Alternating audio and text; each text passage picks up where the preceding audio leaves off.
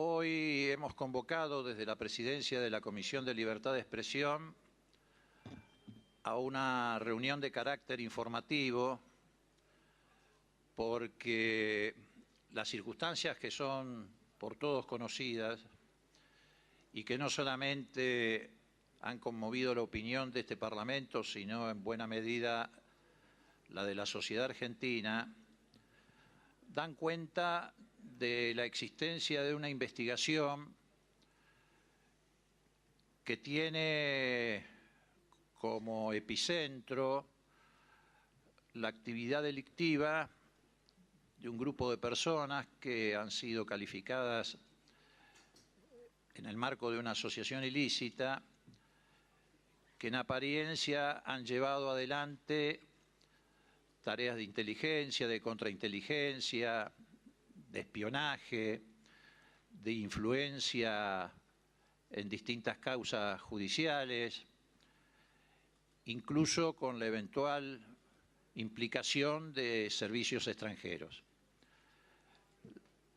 La sola enumeración de estas características o de estos delitos nos da una dimensión de la trascendencia de esta causa judicial y del impacto que esto tiene sobre nuestro Estado de Derecho y también sobre el desenvolvimiento, naturalmente, de nuestro proceso democrático que queremos sea transparente. ¿Por qué hemos convocado en el marco de esta Comisión de Libertad de Expresión? Entre otras cosas porque en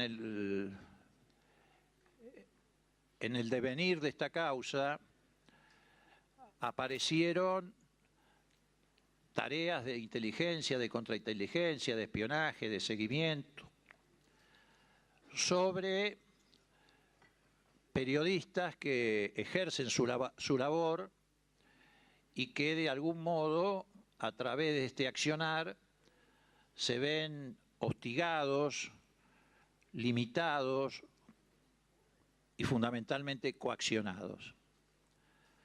Pero también es pertinente que la Comisión de Libertad de Expresión sea quien cite o invite, en este caso, a quien lleva adelante esta investigación, porque esa libertad de expresión no está exclusivamente en cabeza de los periodistas. También atañe a cualquier ciudadano que en su condición de dirigente político, de dirigente social, de dirigente de colectivos culturales o simplemente en su carácter de figura pública, también tiene el derecho a expresar pública y privadamente sus opiniones, es decir, ejercitar su libertad de expresión respecto a sus preferencias ideológicas, religiosas, sexuales o de cualquier orden. Digo esto porque hubo quienes se preguntaron por qué citábamos a esta reunión informativa en el marco de esta comisión, porque efectivamente está comprometida la libertad de expresión del periodismo de manera realmente muy grave, pero del conjunto de los ciudadanos en el ejercicio de otras de sus actividades o sus derechos constitucionales. Por último, quiero decir que esperamos de este encuentro que signifique un cambio de paradigma. La presencia, por primera vez, por lo menos de lo que yo recuerdo, en el Congreso de la Nación Argentina, de un juez de la Nación para informar de un hecho de tamaña gravedad que, reitero, entorpece el desenvolvimiento del Estado de Derecho y lo pone en riesgo, no puede pasar desapercibido. Puede significar un cambio de paradigma en el sentido de terminar con el secretismo, siempre dentro de los marcos que la ley impone. Porque el secretismo ha servido para que se desarrollen tareas de esta característica y de alguna manera son socios el secretismo y la impunidad. Y terminar con este tipo de circunstancias, decirle nunca más, implica, entre otras cosas, también terminar con el secretismo.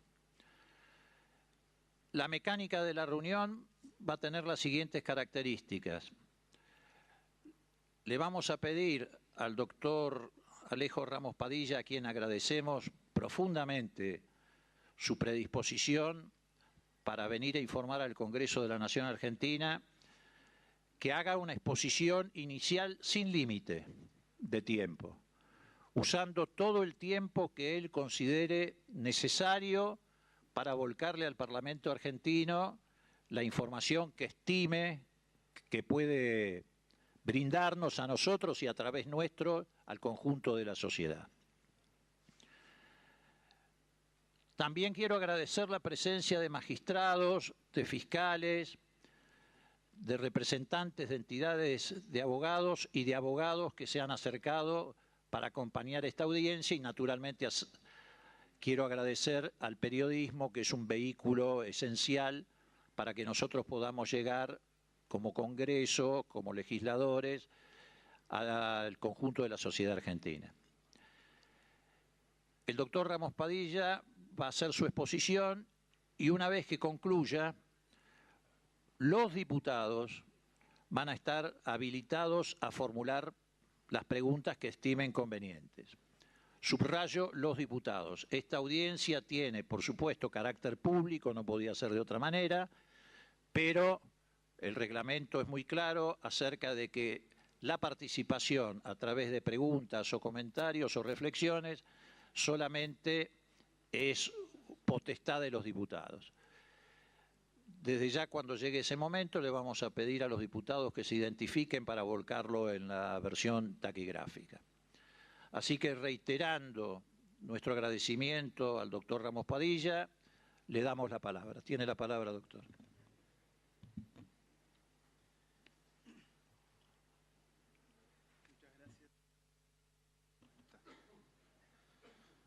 Muchas gracias. Les agradezco a todos el interés y la preocupación por la investigación que estamos llevando adelante desde el Juzgado Federal de Dolores. Y no es la primera vez que desde que comenzamos la causa que aparecen inquietudes por parte del Congreso de la Nación en torno a esta investigación. Apenas dictamos el procesamiento de la primera persona que había sido imputada y detenida, el señor Marcelo D'Alessio, inmediatamente la Comisión Bicameral de Inteligencia le requirió por escrito explicaciones a este juez para que diera información acerca de cuáles eran las razones por las cuales sostenía que había organismos estatales o paraestatales en la Argentina que estaban haciendo espionaje ilegal, político, judicial, periodístico en la Argentina. Informé por escrito a la Comisión Bicameral y al mismo tiempo, como se trataba de documentos y de archivos y legajos que traían datos sensibles acerca de las personas a quienes esta organización menciona como objetivos, y yo en definitiva creo que son víctimas, consideré que el mejor modo de resguardar y de entender y de comprender la magnitud de esta organización y el modo en que actuaban era incluso compartir verbalmente, junto con los diputados, la visión y los cuidados que había que tener en una investigación donde se encontraba información de estas características. Por otro lado, creo que los jueces tenemos la obligación de poner en conocimiento de la ciudadanía el contenido de una investigación de estas características, ya que fundamentalmente ellos, en este caso a través de sus representantes en el Congreso de la Nación, tienen derecho a estar informados, a participar y fundamentalmente a conocer los actos que lleva adelante el Poder Judicial. Esto va en sintonía también con algunas de las acordadas que ha dictado la Corte en su momento acerca de la publicidad incluso de los actos del Poder Judicial.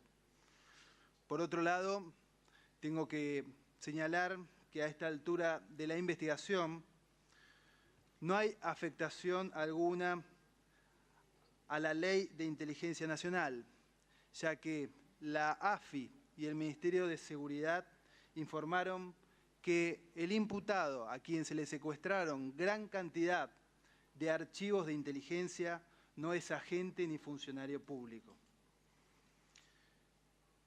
Sí tengo que aclarar que soy el juez de la causa, que voy a tomar todos los recaudos necesarios para preservar la investigación, para preservar la integridad y los datos reservados de las víctimas, y que no voy a hacer conclusiones, sino voy a exponer la información recogida hasta el momento. En lo que hace a los datos sensibles, lo único que debo señalar es que el Ministerio Programa Verdad y Justicia, a un pedido del tribunal acerca de la atención a las víctimas, dijo que la intervención solicitada excedía el marco de su capacidad o de su actuación, y hoy por hoy quienes han sido objeto o víctimas de esta investigación no tienen ninguna clase de protección. Por eso el énfasis que hay que tener en proteger cada uno de los datos que aparecen en estos legajos de investigación.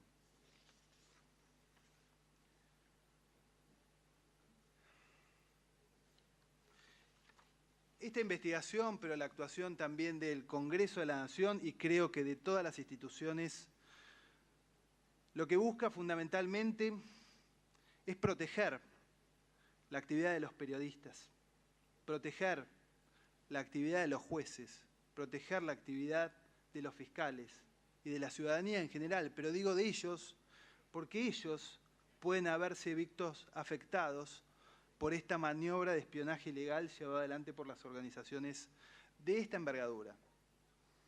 Tanto el Poder Judicial, ¿sí?, tiene entre sus premisas la búsqueda de la verdad. Hay muchos artículos, en el caso dentro del ámbito penal, es el artículo 193. Por eso, si hay una organización de espionaje que afecta el conocimiento de la verdad, lo trastoca, se ve afectado también el funcionamiento del Poder Judicial. Pero también la actividad de los periodistas busca, tiene por fin último o principal la búsqueda de la verdad. En este sentido, el Código Internacional de Ética Periodística de la UNESCO, que la UNESCO es el único organismo de Naciones Unidas que tiene mandato defender la libertad de expresión y la libertad de prensa, el primer artículo, el primer principio, habla del derecho del pueblo a una información verídica. Y precisamente la información puede ser trastocada, cambiada, falseada, cuando hay maniobras de espionaje previo que afectan el funcionamiento de la prensa. Los periodistas tienen responsabilidades, dice la UNESCO, ¿sí?, precisamente a darle la información verídica a la ciudadanía, una información que está vista como un bien social y no como un simple producto o mercancía. Y por eso es que se debe cuidar al periodista, que tiene una alta responsabilidad, que no se vea engañado y dentro de una maniobra de espionaje ilegal mucho más grande de la que él puede desconocer.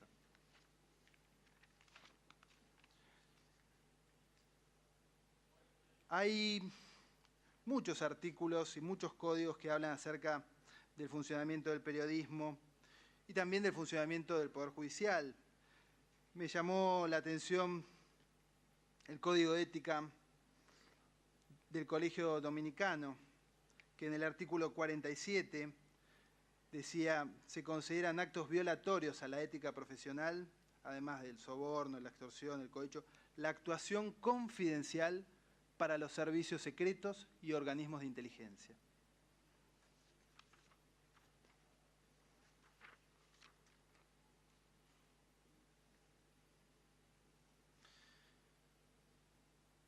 Y también señala que el periodista debe utilizar solamente justos y honestos medios para conseguir la información y dar a conocer noticias. Si se está siendo objeto de engaños, o aquel que brinda la información, o que recibe la información, y pongo en igualdad de paridad a un juez, a un fiscal, que tal vez tiene un fin loable, que es conocer la verdad, pero que puede estar siendo engañado por una organización de estas características, sin saberlo, ese juez, ese fiscal o ese periodista puede estar consolidando una maniobra de espionaje ilegal. O peor aún, mucho más grande, si esto se difunde a mayor escala, lo que se llama una operación de acción psicológica, que es cuando determinadas agrupaciones o bandas delictivas pretenden inocular una forma de pensar, un sentimiento sobre la población a través de este espionaje ilegal previo.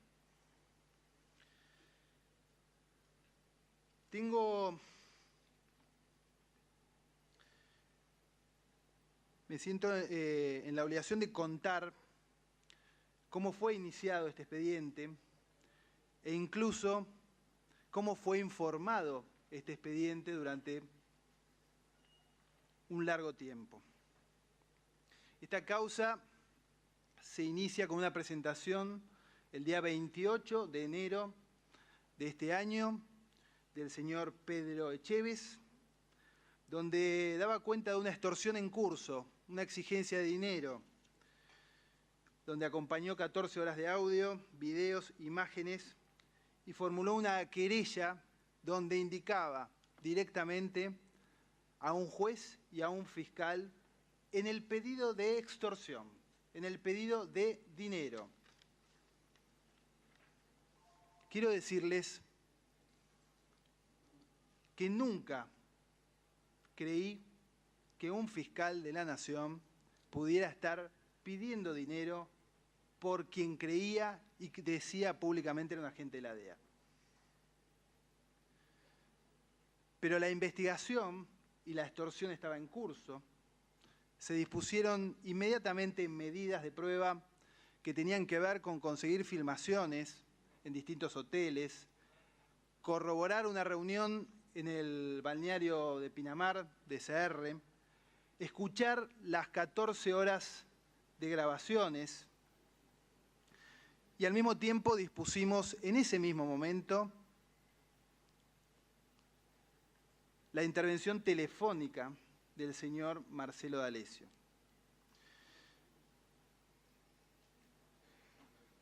Poco a poco se fueron consolidando distintas fuentes de prueba y en los pocos días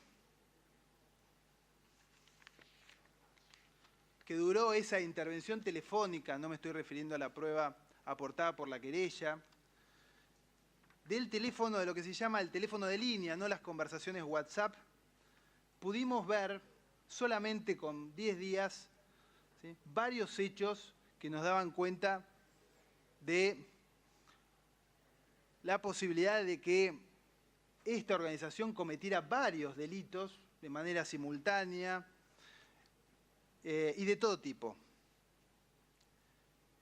Esta escucha, que duró aproximadamente 10 días, por ejemplo, decía el señor D'Alessio, junto con otra persona que supuestamente había sido víctima de un delito, diciéndole, esta persona le dice, yo no los quiero meter en cana a los chabones, yo los quiero hacer desaparecer, sí.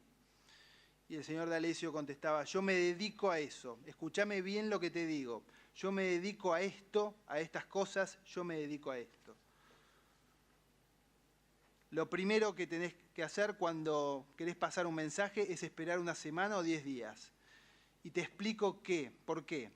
Como le van a cagar la vida a otra persona hoy, mañana a otra y pasado a otra, entonces no van a pensar que sos vos y van a tener 600 damnificados.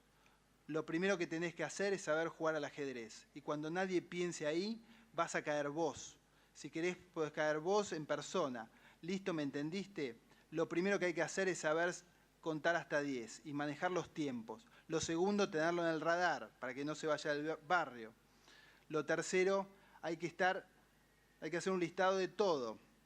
Vamos a ponerle un rastreador al dinero. Es lo que yo hubiera hecho. Y después yo le pongo 3 kilos de merca, a lo cual tiene 9 años de prisión, y después yo le voy a explicar a todos los familiares que con ustedes no se jode. Otra conversación, hablando con otra persona, dice, yo voy a hablar con la gente de la AFI, con el director general, vinculado a los temas de Servicio de Inteligencia de Córdoba.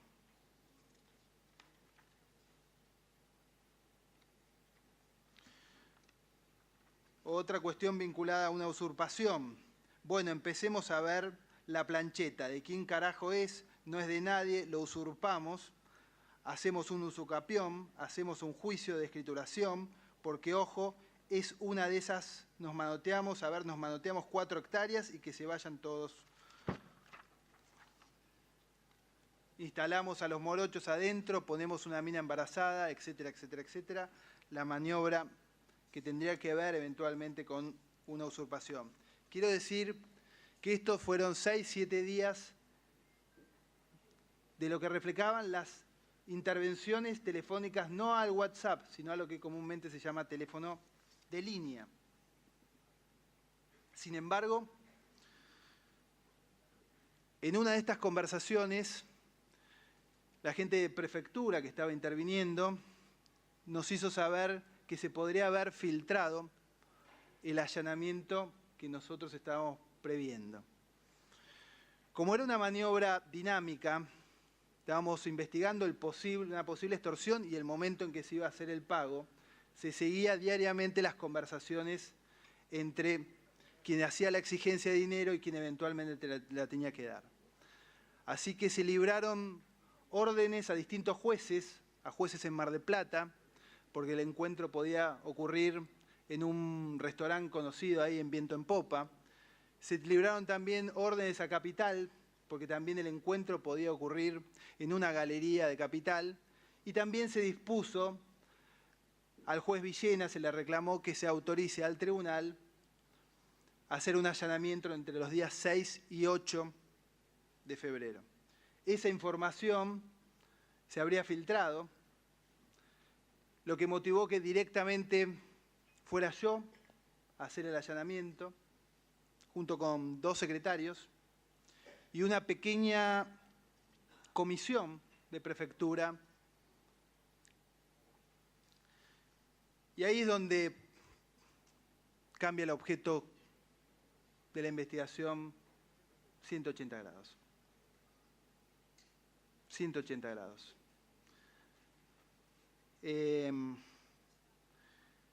Encontramos documentación, legajos de inteligencia, cuadernos con anotaciones, con datos sensibles acerca de los hijos, de las esposas, de los allegados, de las personas que eran objetivos.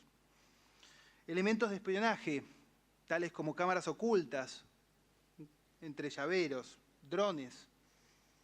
Quiero decir que incluso era tal nuestro grado de ingenuidad que dejamos algunas cámaras ocultas que no percibimos que eran tales y después nos dimos cuenta.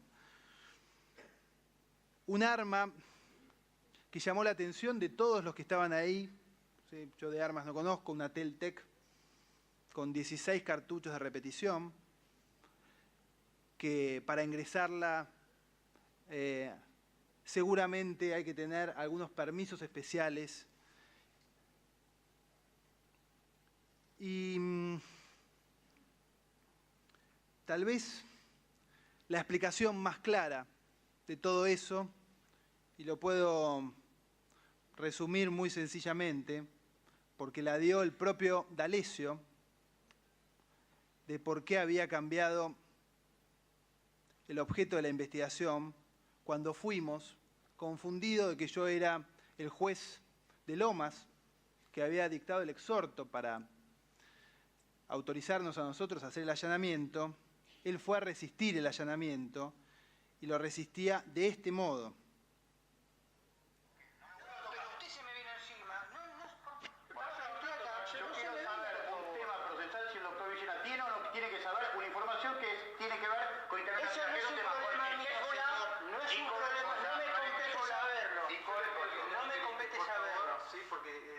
saber, ¿usted puede ver algo de terrorismo, señor Villena? ¿Usted puede ver algo vinculado al terrorismo de Hezbollah, que es donde yo me trabajo y usted me ve en televisión de que trabajo? Muy bien. ¿Usted puede verlo? ¿Se lo puede quedar en su juzgado? Muy bien. ¿Usted tiene la cadena de custodia para vincular eso?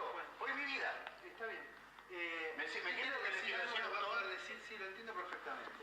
Ahora nosotros... ¿Usted trabaja con el Hezbollah, doctor? No. Bueno, está bien, yo no voy a debatir con usted. Bien. Así que, si usted quiere decir Yo algo... quiero hablar con la ministra, nada más. Bueno, ¿Usted muy me bien. la niega? No, Quiero hablar en o este con la momento- ministra, o con la ministra, o con el señor presidente, para que me diga usted qué puede hacer. En ese momento no puedo hablar con nadie. Espero que usted sepa lo que está haciendo. Muy bien.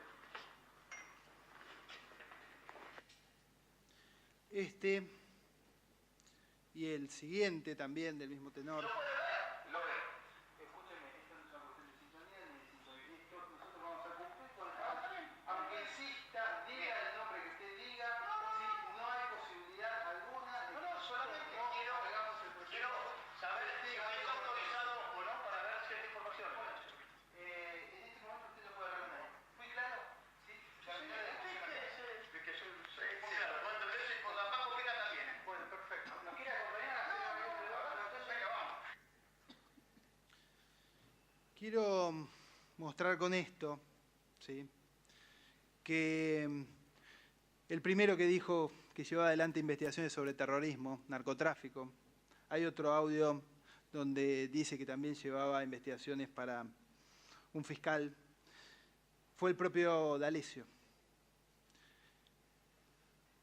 Y a partir de ese momento, un allanamiento que duró 12 horas, decidimos correr vista al fiscal, que amplió la investigación y requirió que se investigue la asociación ilícita. Inmediatamente dispusimos el secreto de sumario, pero la información y el expediente empezó a discutirse en los medios de prensa. A partir de la primera publicación que se conoce y que está en la resolución, es un tuit de la diputada Carrió, que señalaba que esta investigación era una operación. Y luego, a las pocas horas, una publicación de El cohete a la luna. A partir de ahí, esto ocurre al día siguiente, el día 7. Sin embargo, la causa siguió en secreto de sumario y al menos hasta el 25 de febrero se siguió discutiendo o hablando en los medios de comunicación de que esto era un pedido de dinero de un fiscal juntamente con un agente o alguien que lo había girado, cuando en realidad desde ese momento estábamos investigando una red de espionaje político, judicial, de magnitudes. Perdón, doctor, se enseñan los taquígrafos. Cuando usted pasó la transcripción, mejor dicho, hizo la escucha, no quedó en claro a quién se refería el detenido, o mejor dicho, el allanado, cuando decía, si usted quiere hablar con tal o cual, ¿a quién se refería?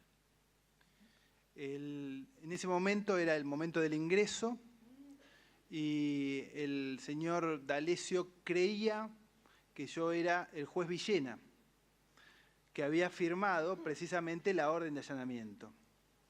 No desconozco las razones por las cuales él creía que podía hablarle así a un juez de la nación, pero la exigencia de la conversación y de frenar el allanamiento, que era un poco la idea, era hablar con Patricia Bullrich, hablar con el secretario Arribas o hablar directamente con el presidente de la Nación. Esas son las manifestaciones que hizo el señor D'Alessio precisamente para impedir se secuestre esta documentación que él decía tenía investigaciones sobre terrorismo y narcotráfico. Gracias, doctor. Continúe. Muchas gracias. Insisto con que durante todos esos días se discutía otra cosa, ¿sí? Y es lógico que se discutiera otra cosa porque la causa estaba en secreto de sumario. Y es lógico también, sí, que algún medio de prensa que tenga contacto con la querella subiera y conversara y se discutiera sobre esos testimonios. Pero lo cierto es que el caso que puede involucrar a un fiscal, ya sabemos que no es un único fiscal, sino que hay varios fiscales. El caso que puede involucrar a un periodista, el caso que puede involucrar a un juez, de todo eso se está saliendo a la luz, es ínfimo. Lo que estamos viendo puede perjudicar las relaciones con los Estados Unidos, con Venezuela, con Israel y con la República del Uruguay. Porque esta organización tuvo incidencia en distintos ámbitos de incumbencia de estos países. Por eso, desde un primer momento, fue intención de este juez de Dolores darle institucionalidad. Le reclamé al Procurador General de la Nación que intervenga cuando la causa estaba en secreto sumario. Le pedí, por favor, que no quería inmiscuirme en las investigaciones que llevaba adelante el fiscal de la capital, pero que tenía que avanzar en la averiguación de la verdad y que era necesario determinar si este agente había participado en otras maniobras de espionaje judicial, por ejemplo. En todos los casos, tratando de respetar la investidura y las investigaciones que llevan adelante mis colegas y magistrados. No tuve respuesta, no tuve la respuesta esperada, tuve respuesta. Insistí luego, tuve respuestas similares. El doctor Ercolini en ese momento, a instancias de un pedido en una causa donde uno de los imputados en la causa de Dolores era denunciante, me pidió que me inhiba y que le dé la causa de manera urgente, porque según sostenía, él tenía el mismo objeto procesal que tenía yo, que estaba investigando en Dolores. Nunca supe cómo pudo conocer el objeto procesal de una causa en secreto de sumario y al mismo tiempo siempre tuve dudas acerca de cuál era el hecho que quería que le remitiera. Si solamente aquel vinculado a Echeves, si todos los que podían incluir al fiscal denunciante, si todos los que podían incluir a Comodoro Pi, o incluíamos también penal económico, el caso de los hechos de Mercedes, de Santa Fe, de Necochea, o incluso las operaciones que se realizaron en Uruguay y de las cuales después voy a hablar.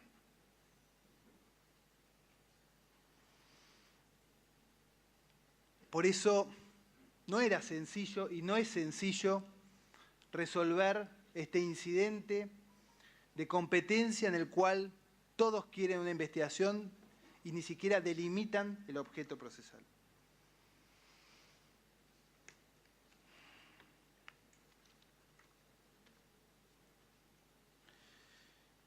Para darle institucionalidad, le di intervención a la Comisión Provincial por la Memoria, que es un organismo creado por ley que ha investigado, administra el mayor archivo de inteligencia obtenido y secuestrado de las dictaduras en toda Latinoamérica. Hace peritajes judiciales y decidí remitirle la información secuestrada de inteligencia a la Comisión Provincial por la Memoria, que ayer presentó el primer informe preliminar en torno a las tareas de inteligencia efectuadas. Decía que el día del allanamiento, pero fundamentalmente a partir de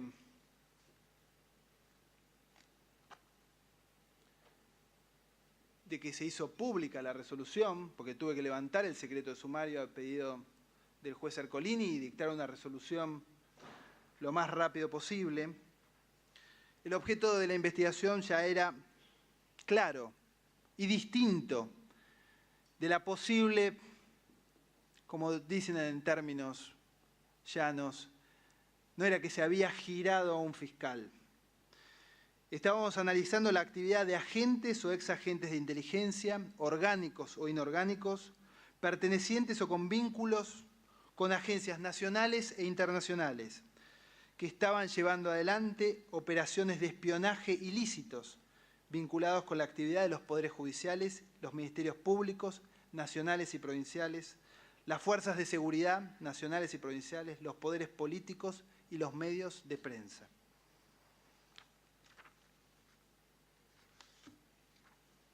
Tal vez repasar un segundo la ley de inteligencia nos permite entender que al menos las agencias del Estado no llevaron adecuadamente las actividades de contrainteligencia para evitar que una organización de estas características actúe en la Argentina. El artículo 11 dice: queda prohibida la creación, conformación y funcionamiento de asociaciones, instituciones, redes, grupos de personas físicas o jurídicas que planifiquen y o ejecuten funciones y actividades de inteligencia en cualquiera de sus etapas, asignadas por la presente ley. Y está claro que han dicho que el señor Marcelo D'Alessio no pertenece a ninguna agencia de seguridad nacional. Pero esta organización,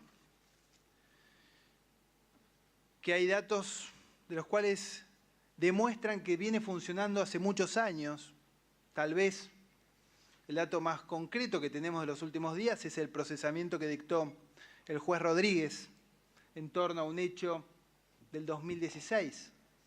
Pero la información que tenemos a través de los datos y la documentación recogida es que funciona desde hace muchísimos años atrás.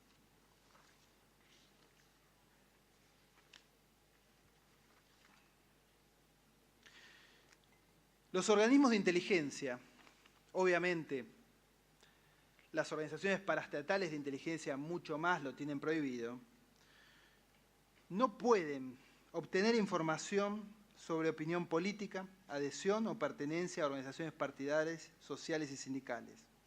No pueden influir de cualquier modo en la situación política, en la opinión pública, en personas, en los medios de difusión o en asociaciones o agrupaciones letales de cualquier tipo. Vamos a observar que este falso abogado, al mismo tiempo, tenía una actividad muy intensa dentro del ámbito de la prensa. Y es precisamente la condición de abogado y la condición de vínculos con la prensa la que le permitía que sus operaciones de acción psicológica sean mucho más intensas, mucho más profundas, y en algunos casos vamos a verificar cómo con un detalle increíble, hay por parte de D'Alessio una planificación acerca de que primero tenía que ir a determinado medio de prensa y luego tenía que ir a la justicia a relatar exactamente lo mismo. Una persona que en términos de ellos antes había sido ablandado o puesto en pánico.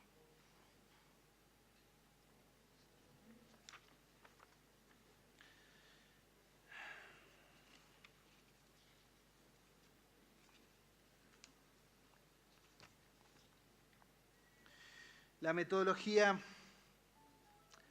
obviamente, hemos comprobado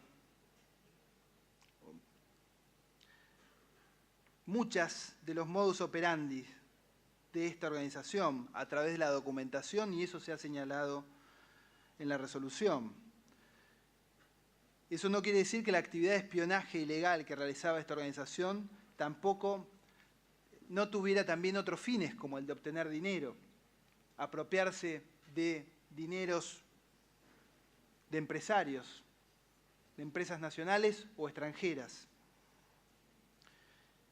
La metodología era la recopilación de información, la producción de inteligencia y el almacenamiento de datos sensibles de distintas personas de manera paralela a las causas judiciales, sin requerimiento específico formal de las autoridades competentes, para luego llevar a cabo acciones coactivas, intimidatorias y extorsivas. Todo ello, en muchos casos, con la finalidad de influir en causas judiciales. La situación es compleja cuando uno habla de espionaje, porque es posible, y es una posibilidad, que estas operaciones ilegales, a partir de estas operaciones ilegales, se compruebe un delito. Y efectivamente, a través de esto, se lleve a prisión a una persona culpable. Pero también podría comprobarse un relato falso, una pista insertada falsa por los propios agentes. Porque lo que ocurre cuando hay espionaje ilegal es que lo que se responde es al interés de la agencia de espionaje. De cualquier modo, está claro que el Estado no puede valerse del espionaje ilegal para producir prueba. Vamos más allá. Las acciones de inteligencia, en definitiva, no están pensadas para hacer espionaje interno. Cuando se cae en el espionaje interno, ideológico, político o judicial, se afecta gravísimamente el Estado de Derecho.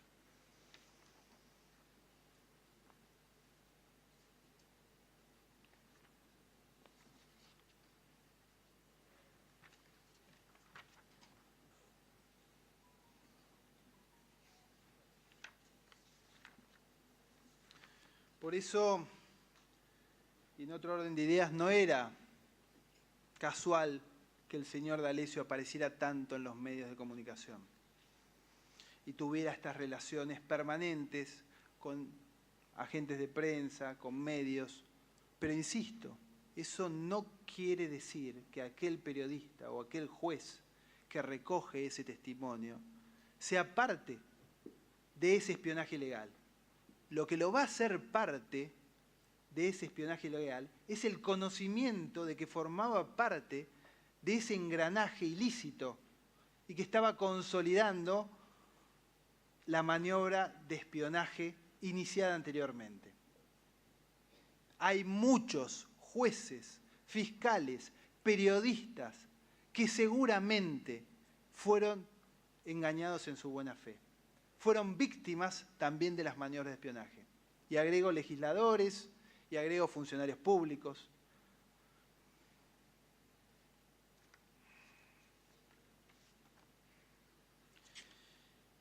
Y esto tiene que ver también con el modo de valoración de la prueba en una causa de espionaje, una causa de estas características.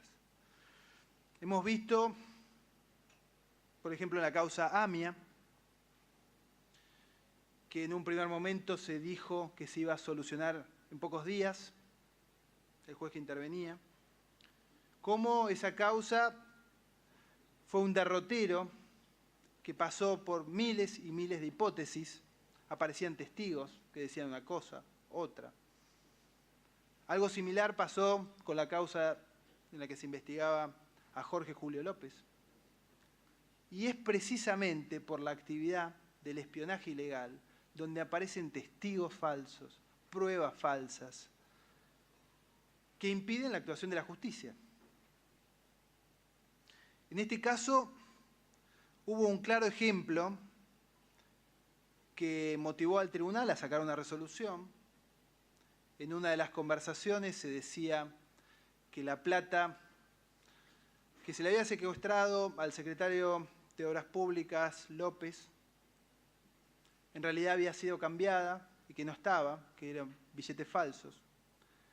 El señor fiscal lo puso en su requerimiento, en un requerimiento, un dictamen que hizo, y se publicó en fiscales.net.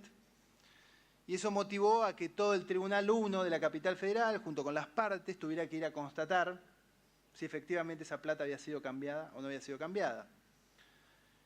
Es claro que cuando uno tiene una investigación de estas características, tiene que poder distinguir entre las distintas fuentes probatorias. Y nosotros tenemos en esta investigación una fuente probatoria que es la que trae el querellante Echeves, 14 horas de audio, escrituras públicas, testimoniales, lo que hay que analizarlos con rigor, pero tenemos también muchísima prueba no contaminada, que es aquella secuestrada en el allanamiento, secuestrada en los teléfonos, secuestrada en las computadoras, que nos permite verificar el modo en profundidad acerca de esta red de espionaje ilegal en la Argentina. Y quiero decirles que el teléfono celular solamente refleja los últimos 4 meses, porque cambiaban permanentemente el teléfono. Sin embargo, se han podido establecer las relaciones suficientes, al margen de que todavía falta extraer muchísima información de aquellos teléfonos, como también son 4 discos rígidos los que tenemos, solamente analizamos uno.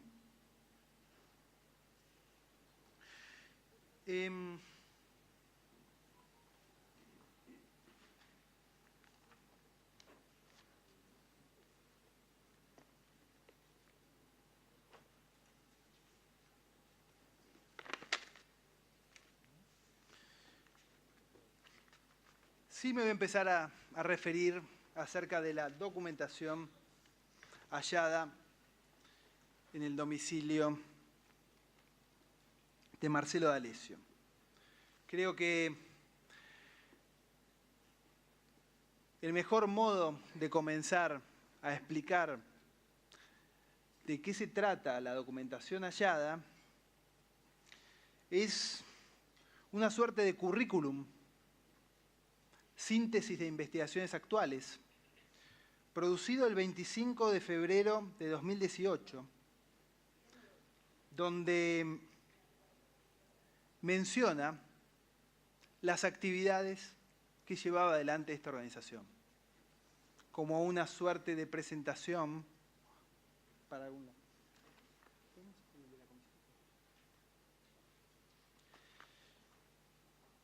Esta síntesis de investigaciones actuales tiene un primer título que dice terrorismo, un segundo título que dice narcotráfico Rosario, un tercer título que dice mafia de la aduana, un cuarto título que dice Debido, Barata, Moyano y Delía, y un quinto título que dice otros temas.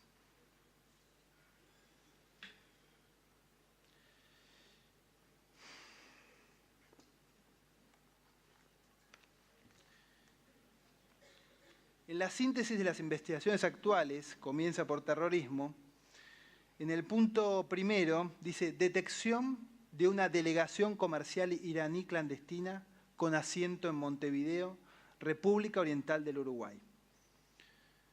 Luego de explicar cuáles son las acciones que va a realizar, también menciona cuál es la documentación respaldatoria de esa investigación y habla de filmaciones entre los representantes iraníes en Argentina y un grupo de colombianos, los mails entre las partes, las propuestas, la descripción del ardid, los audios del representante comercial iraní. Y para hacerlo más objetivo, yo cuando esté hablando de esta documentación voy a remitirme al informe que presentó ayer el señor Premio Nobel de la Paz, Adolfo Pérez Esquivel, presidente de la Comisión Provincial por la Memoria,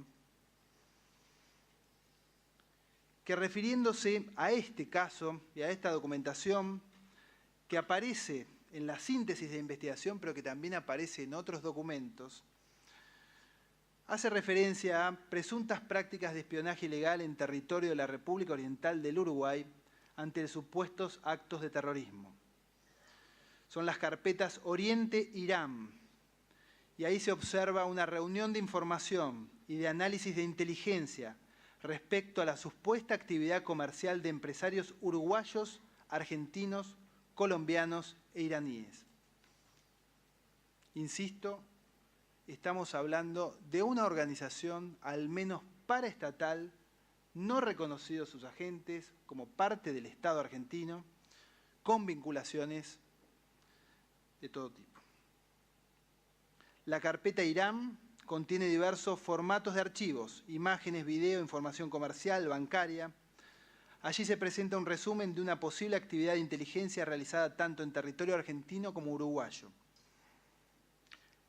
La preocupación que se expresan en esos documentos es que las consecuencias de llegar a concretarse alguna operación de esta magnitud posiciona a la Argentina como país colaborador en aras de sortear su delicado bloqueo financiero comercial imperante.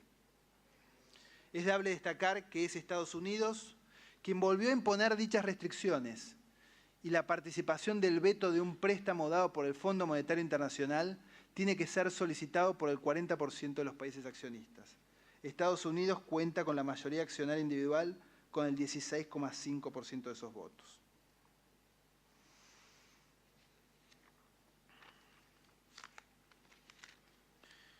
Según lo explicitado por D'Alessio, la motivación de tales tareas de inteligencia serían actividades terroristas que tendrían como objetivo la detección de una delegación comercial iraní clandestina con asiento en Montevideo, República del Uruguay. Un elemento significativo vinculado a tales hechos es la propuesta realizada por el imputado al usuario telefónico como Carlos Stornelli. El señor Marcelo, identificado como Marcelo D'Alessio, dice: ¿te interesa un caso de terrorismo? Me interesa. A la vuelta te lo doy a vos y lo coordinamos con Santoro. Es la embajada paralela de Irán que está en Montevideo. Si Macri o María Eugenia llega a comprar el cemento o diésel que ofrecen con cobertura de empresas rusas, nos quitan el acuerdo del Fondo Monetario. Te vas a ganar más que un premio, mucho más.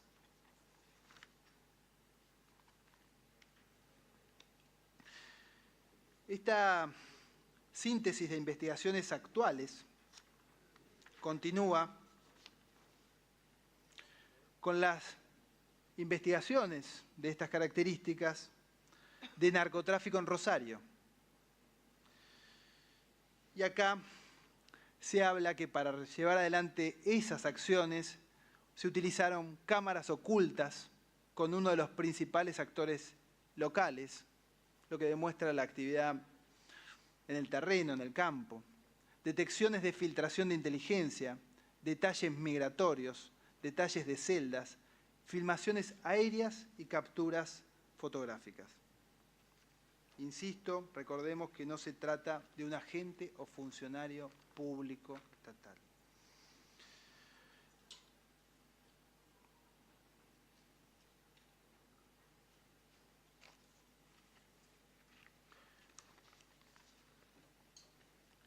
Sobre estos hechos, también la Comisión Provincial por la Memoria trae una información en WhatsApp de una conversación con una usuaria de nombre Romina Aduana, donde Romina le dice: quiero presentarte al asesor en narcotráfico del director de aduanas. Esta conversación sería con Marcelo D'Alessio. Es un hombre mayor que fue ex jefe de inteligencia de ejército. La aduana quiere tener contacto con la DEA y vos podés comentarle sobre tus trabajos, nos reinteresa. Luego dice los nombres. ¿Sí? Y dice: Solo Vives, es de la línea de Carrió, una amiga. Romina, si son los que trabajan en línea directa con Carrió, Marcelo D'Alessio, yo hice cosas con ella y con Paulo Oliveto a disposición.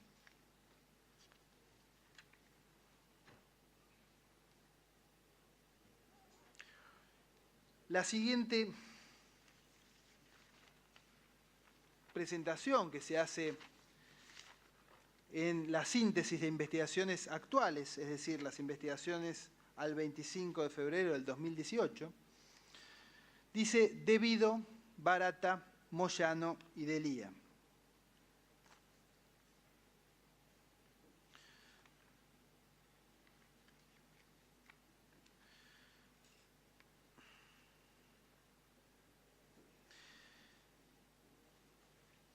Acá señala que tras avanzar sobre los dos exfuncionarios, sobre el tema GNL, ahora nos encontramos realizando un libro de pronta publicación de Editorial Planeta, donde se describirán las maniobras relacionadas con la importación y distribución de gas oil realizada por Enarsa.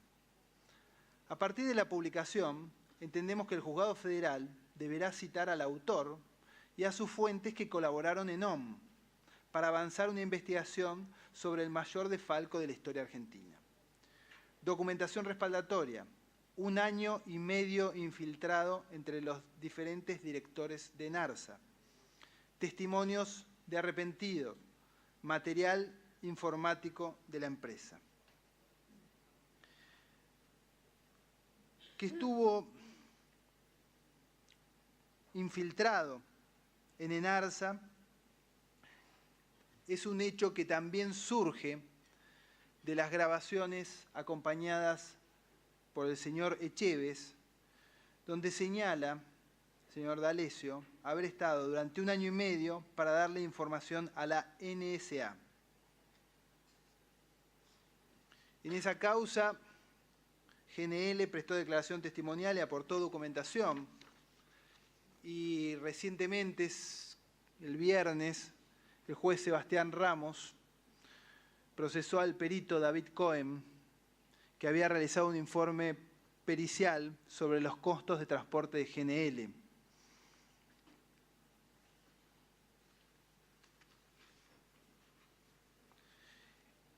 Cuando se investiga esta clase de hechos, el encubrimiento, el falso testimonio, porque no hay herramientas desde el punto de vista legal para abordar a veces el espionaje, son las figuras más utilizadas. Acceso a bases de datos, todos con penas en muchos casos muy bajas.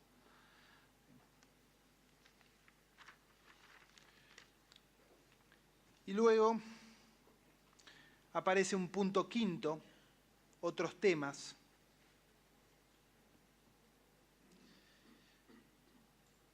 Donde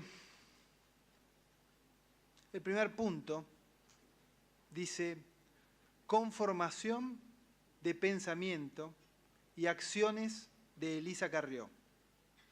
Punto. Vocero real de la señora.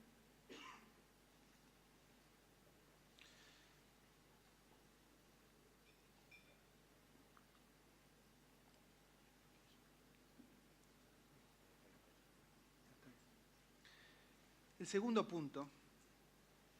segundo punto de estos otros temas dice capacidad de orientar contenidos de declaraciones de Leonardo Fariña en aras de procesar con prisión efectiva a Ricardo Echegaray. Esto es la documentación hallada en las computadoras y en el domicilio del señor Marcelo D'Alessio.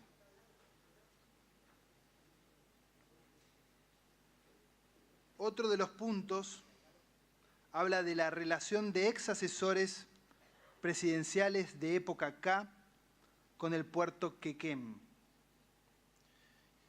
Y vamos a ver, cuando veamos investigaciones puntuales, porque estamos viendo lo que es la síntesis de investigaciones actuales, la fecha de creación es febrero del 2018, que hay investigaciones, hay drones y hay todos legajos de inteligencia sobre este hecho.